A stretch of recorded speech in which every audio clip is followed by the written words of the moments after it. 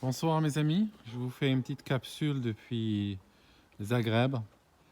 Ça va pas très bien, ça va pas très bien du tout. Je suis éclaté, je suis pas dormi depuis 3 jours. J'ai le mal de mer, le sol bouge sans arrêt.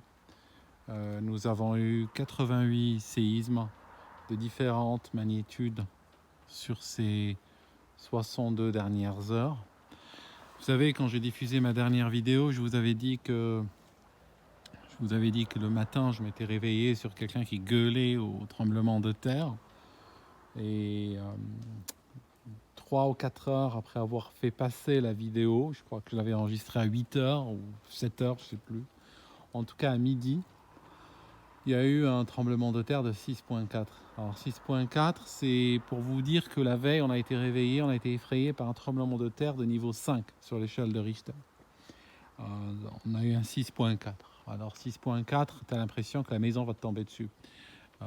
Les murs ondulent, la vaisselle tombe, les murs craquent, il y a des craquements sur les murs, des fenêtres s'ouvrent toutes seules. Tu as l'impression que ta dernière heure est arrivée. Et puis, il a duré peut-être 10 secondes, 15, je ne sais pas. C'est très dur d'être formel sur ces choses-là. Mais en tout cas, ce que je peux vous dire, c'est que quand il s'est arrêté, je savais qu'il y avait des gens morts dehors. C'était inévitable parce que la violence du choc, et on est dans une maison que je qualifie de solide, mais cette maison était en train de bouger comme si elle avait été construite comme si elle avait été un château de cartes. Donc j'ai imaginé que quelque part, peut-être plus proche de l'épicentre, il y a certainement des morts, et il y en a eu en fait. Il y a, je crois, 7 morts. Il y a 200 familles qui ont dû être relogées, il y a des maisons détruites, d'autres qui ne sont pas nécessairement détruites, mais qui tiennent juste par la baraka, qui ne sont pas habitables, en d'autres termes. Pour vous situer, alors là, je n'ai pas regardé, je n'ai pas la tête à ça, mais je vous dis de mémoire.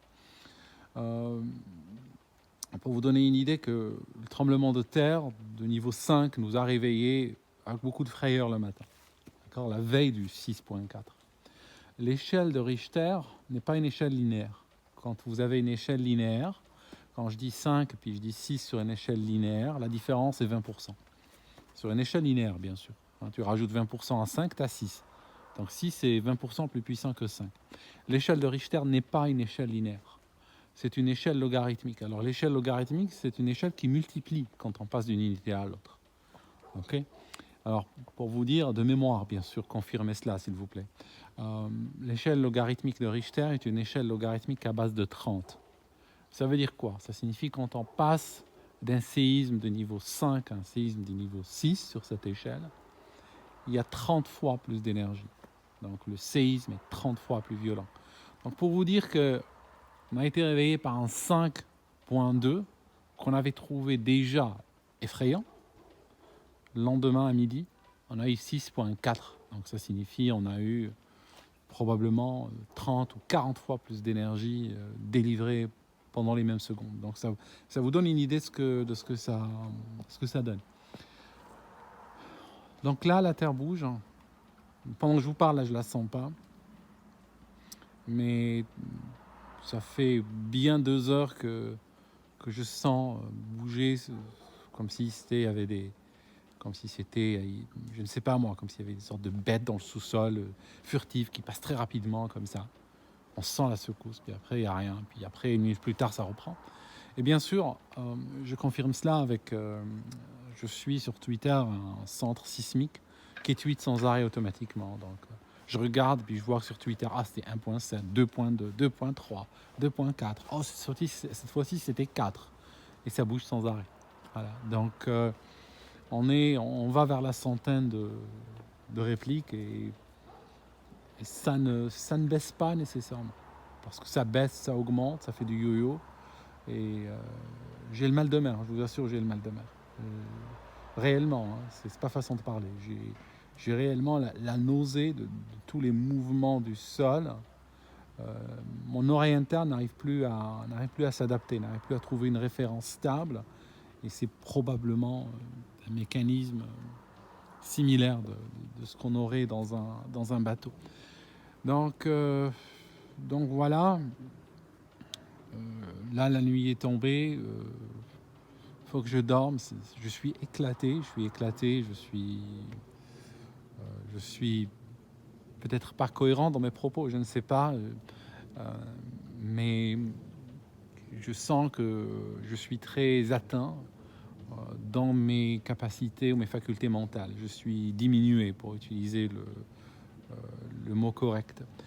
Donc, oui, mes amis, c'est en d'autres temps, j'aurais peut-être été à l'aéroport, j'aurais sauté dans un avion, j'aurais été passer la nuit dans une autre capitale, je serais revenu dans 2 jours, ou 3 jours, ou une semaine, ou jamais, je ne sais pas, mais là, avec toutes les restrictions, Covid, PCR, machin, vous savez que jusqu'à hier, il y avait des barrages à l'intérieur de ce pays, à l'intérieur de la Croatie, des barrages entre les villes, et il faut demander une autorisation pour aller, il faut envoyer un email avec un justificatif pour aller d'une zone du pays à l'autre, pour aller d'une ville à l'autre littéralement. Et suite au tremblement de terre, ils ont levé donc ces barrages, ils ont dit, aujourd'hui seulement, donc seulement aujourd'hui qu'ils les ont levés, mais je ne pouvais pas aller ailleurs parce que j'avais peur d'être enfermé. Parce que là, j'ai un logement que j'ai loué, j'ai mes affaires, j'ai tout. Et j'avais peur de prendre une voiture de location et faire, je ne sais pas moi, 150 km dans une direction, juste pour aller dormir une nuit ou deux quelque part.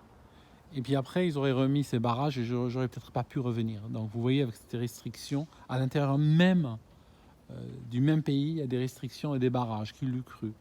C'est assez, comment dirais-je, c'est une réminiscence en fait, que je n'aime pas. Quand j'étais petit, en Algérie, on avait cette tradition des barrages. Tu ne pouvais pas rouler en ligne droite pendant, je ne sais pas moi, d'une ville à l'autre, on va dire, sans tomber sur un ou deux ou trois barrages, et en particulier durant ce qu'on appelait les années noires.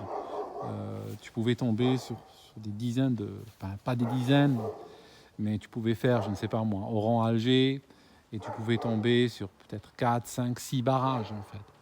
Et cette notion de barrage qui revient en Europe, c'est vrai que ça me perturbe aussi. Donc on a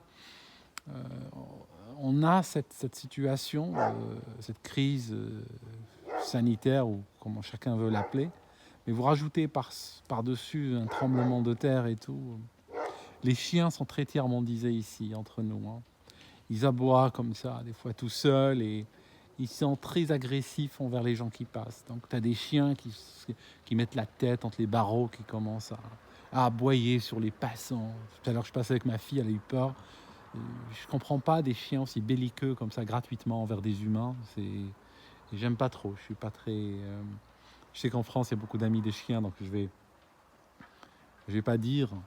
Si j'avais un chien pareil, j'aurais dû prendre une décision très difficile à son sujet. Hein. Je peux vous le dire.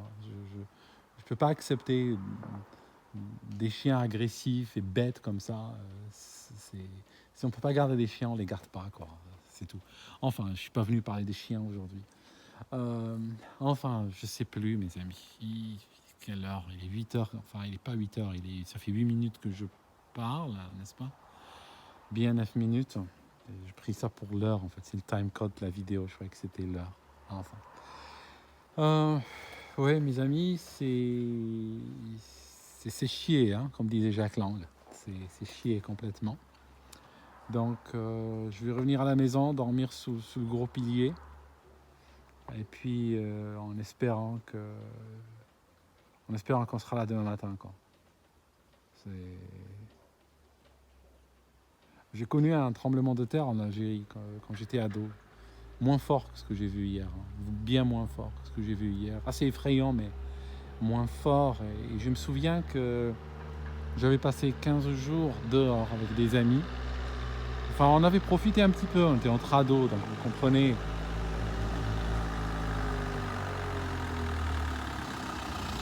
On avait...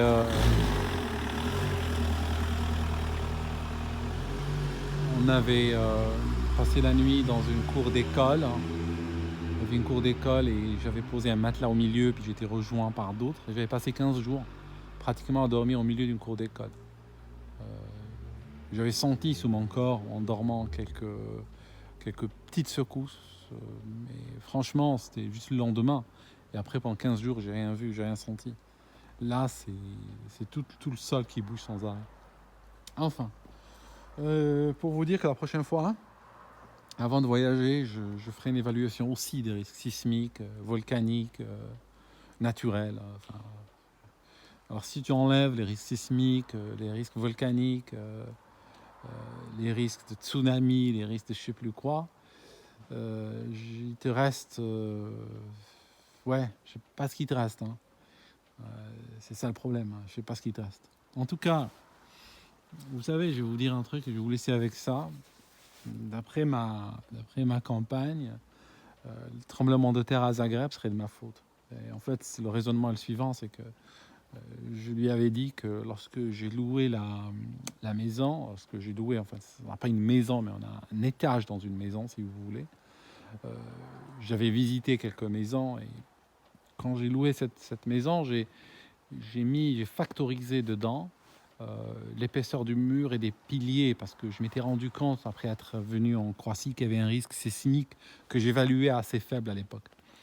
Et quand j'ai loué la maison, je m'étais dit ouais, elle a l'air solide en cas de tremblement de terre, c'est un endroit qui serait relativement sûr.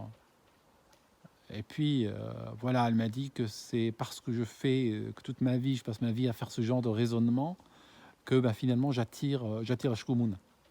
Alors voilà, ce qui fait que quelque part, en faisant ce raisonnement, n'est-ce pas, j'ai attiré les tremblements de terre. Quoi. Voilà, je peux venir habiter du côté de chez vous. Hein. Je peux vous contacter maintenant, tout un chacun, exiger 10 000 euros pour que je ne vienne pas. Hein. Il y a ça aussi, hein. Je peux vous donner un RIB, tu m'envoies 10 000 euros, vous cotisez entre habitants. Sinon je viens. Sinon je prends ma mallette, je prends ma valise, je mets mes affaires, je viens m'installer près de chez toi. Hein. Je sais pas. Je suis fatigué en tout cas. Je suis fatigué. Je veux juste dormir. Allez mes amis, je vous laisse et puis je vais essayer de rentrer et puis espérant que tout ira bien. À bientôt.